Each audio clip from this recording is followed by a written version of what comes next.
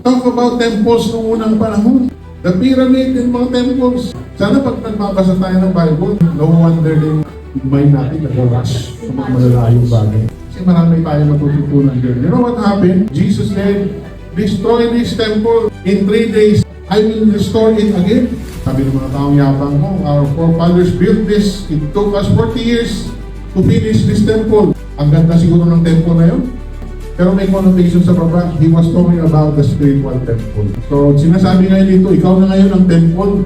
Dating tabernacle, movable. Hanggang ngayon, movable na tayo. Kasi tayo magdadala in presence ni Lord eh. It's not a place. Yes. It's you. Amen. Ikaw ang nagdadala ng presensya ng Diyos. Amen. Kasi nasa iyo. Pero may mga habitation si Lord, palaging doon nangyayari rin, di ba, ibal. Mapipil mo talaga ba?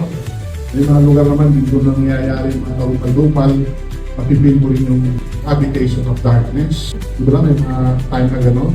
Pero once you come, hello, you are the temple. Sabihin sa tabi mo, ikaw ang temple ng Holy Spirit. Ingatan mo sarili mo, huwag mong sirain, huwag mong pausok-usukan. Amen?